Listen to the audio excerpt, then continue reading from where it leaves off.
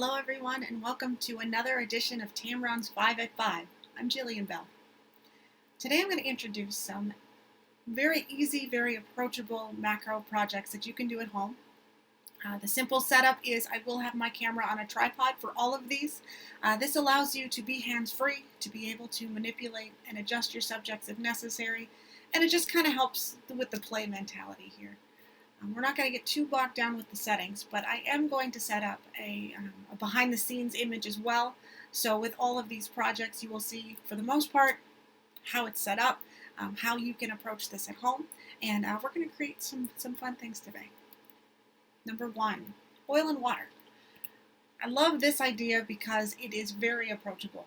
You can be, it's for kids, it's for adults, it's for those who are beginners or advanced.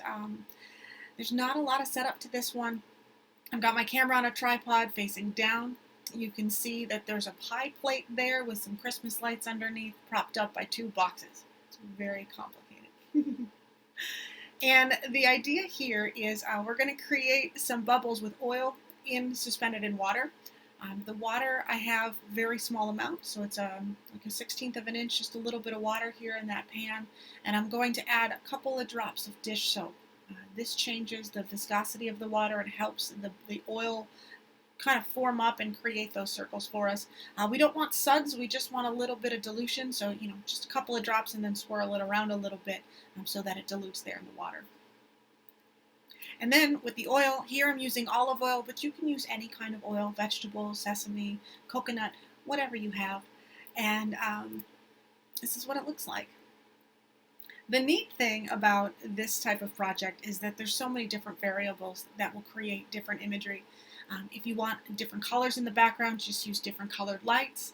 I've seen people use a lit image on their tablet set underneath. Changing the image is going to change the colors, going to change the highlights. In this scene, if I wanted the lights to move around a little bit, I just moved the Christmas lights underneath. If I needed the bubbles to move around a little bit, I just blew on the side of the pan. And they just kind of moved around.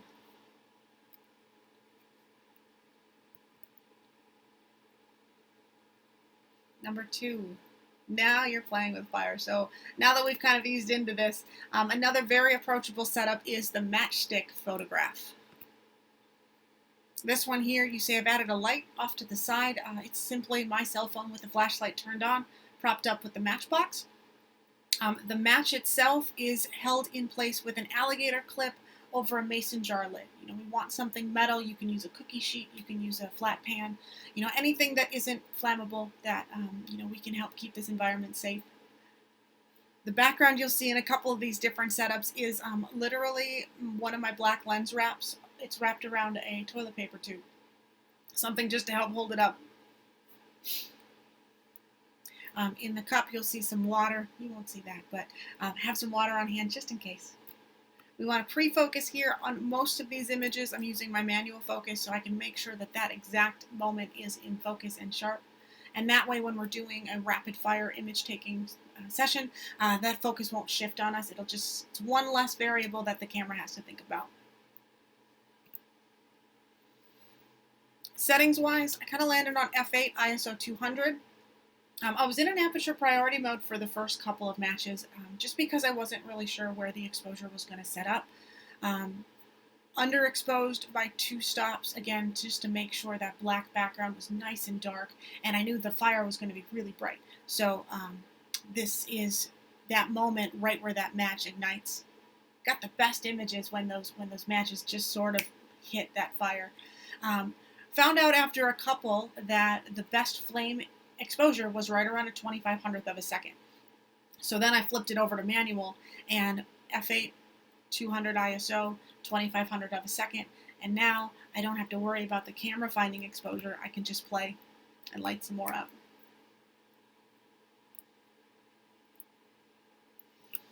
I also found the smoke to be kind of intriguing. The best smoke was right after the match was extinguished.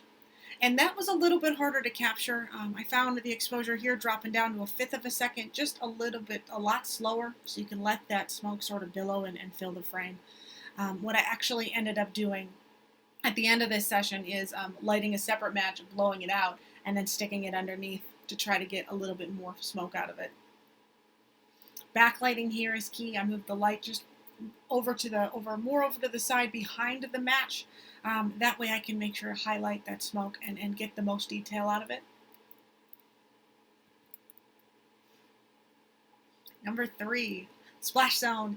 I wanted to do something with splashing water here. This is a technique that comes up often in macro blogs and home photography. But again, I wanted to make it approachable. I wanted to make it easy.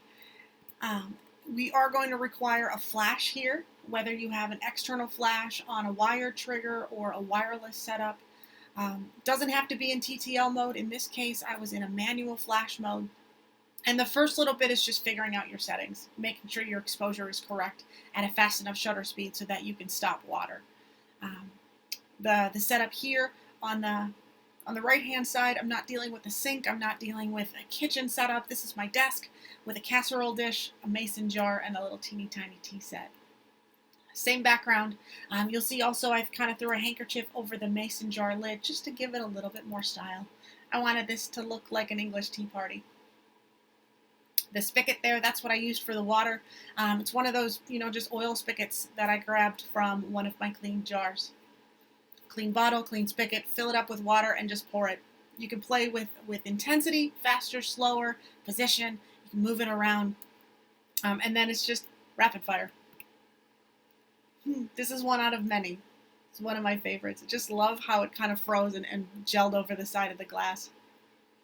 Settings here, f8 again, ISO 1000, 500th of a second to stop that action. Flash was on manual power, just an electronic trigger at a 1/25th of a second full power. Be very mindful with strobe lights, especially when you're going fast, 5 frames per second, 10 frames per second. That strobing light can affect people's eyes. It can affect, give people headaches, so just be mindful of that.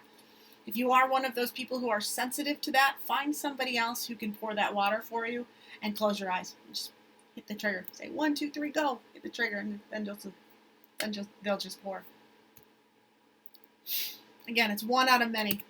Fun part is going through them at the end.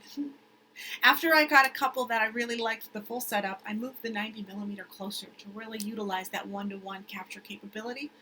Here, having Peter Rabbit there as my sharp focus point to make sure that we had something to focus on, just letting that water sort of billow over the edge and create a great visual line there. The other thing I did, because not everybody has little teeny tiny tea sets sitting around, I tend to go to antique stores. I love going to flea markets and just finding all these little things that I can use as setups. But I went around my office and found something that is very accessible to most people. Thumbtacks. This is a blue thumbtack pushed into a white eraser, one of those big block erasers, set on top of the mason jar. I basically had the setup already there, and I wasn't going to move the setup. I just put a different subject in place. Swap the background out to a white piece of tagboard. And then it's business as usual, rapid fire mode. My exposure here changed a little bit to a 2,000th of a second. Again, I was trying to capture that splash moment. Captured here a wonderful bottle cap splash. One out of many. Really happy with this. Okay, for the next two, game on. We've kind of gotten the creative juices going a little bit. With the next two, I wanted to find another object that you might have in your home, that you might have gathered the family together on a game night, and let's use those subjects. Let's photograph those game pieces. And I use the game pieces because we all kind of know what size the shoe is and the little battleship. Something tactile so you can see the reproduction value of it. Here's the horseman, taken at 1-to-1 macro, f32 on a tripod, 2-second exposure. And I use this to show how shallow the depth of field in macro land really is. You can be at f32 and still your focus distance is really maybe a half an inch. But what happens when we introduce extension tubes to the mix? Extension tubes are something that I talk about or comes up in many of my macro classes, so I wanted to make sure to include this example. They're stacker spacers that you put in between your lens and your camera. And if you stack all 3 of them at once, it's extremely difficult to figure out exactly where your focus lies. Again, we're dealing with a centimeter at this point. So I'll set my manual focus to 1:1, and I'll find my subject. I know the minimum focusing distance on the 90 is it's 11 inches from the sensor plane. It's about a foot from my eye. So I'll start right around there, and then I'll just kind of move the piece back and forth, and until I kind of see where it falls in focus, and then I can set it down and be a little bit more exact with micro focusing and fine focusing, just to make sure that my subject's sharp. In a real-world application, I also wanted to show, what happens if you don't have the 90 millimeter and you want to do macro work. Let's say you're a portrait photographer and you've been asked to do product work of a game board or of a small Etsy project, a little home project or home product. It is possible with extension tubes. In this case, I'm taking the widest one at 36 millimeters and I'm placing it in between the 70 to 200 G2 and my camera body. Finding minimum focus again at manual focus. Same technique. I'm kind of moving my subject back and forth. In this case, I just kind of use my hand in front of the lens to figure out exactly where my focus is going to lie. 200 millimeter is going to give me that best macro case scenario. So 200 millimeter minimum focusing distance, and then just a little bit of patience. And you get something like this. Again, I like to introduce the idea that macro is very accessible to whatever lens you have with the right accessories and with the right knowledge. This one again, f32, trying to get as much depth of field as I can. I think it turned out really good. The last idea I'm going to leave you with is right around this same sort of avenue. I don't have a macro lens, I don't have the 90 millimeter, but maybe I have the 150 to 600. Maybe I have a 2x teleconverter. These two pieces together really create some really great macro. In a traditional sense, I'm going to take this combination out to photograph spiders or beehives, snakes, anything that is either just out of reach or anything that is living that I don't necessarily want to mess with or scare with my photographs. Gives you a lot of working distance at about 3 feet. And we can really get close up. Half-life size 1 to 2 macro gives you something like this. Same car, same game pieces, same setup. The cool advantage of using the 150 to 600 G2 is you can get an f81 out of it. So I'm just cranking my aperture up, f81 ISO 200, aperture priority mode. Ended up with about 2 seconds on my tripod. And you can really see how that telephoto compression really just kind of compresses all of those elements and creates shapes, creates a really wide working area that you can play around with. The image at the bottom there is the setup. I've got about 3 inches of game pieces there kind of set up to work with, and just little minute adjustments. You can just put them exactly where you want in the frame. Think about shapes, think about spacing, think about these different elements that you can layer together very easily with the right tools.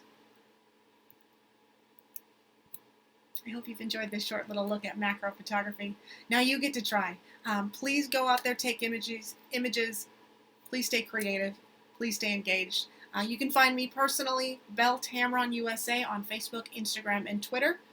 Anytime you use Tamron glass, please use the hashtag #WithMyTamron. You can contact them directly, Tamron Lenses USA on Facebook. We're here with you. We're here at home until we can get opened up again, until we can get out on the road again. Please stay active. Please stay creative. Please stay engaged. We'll see you next time, everyone. Bye.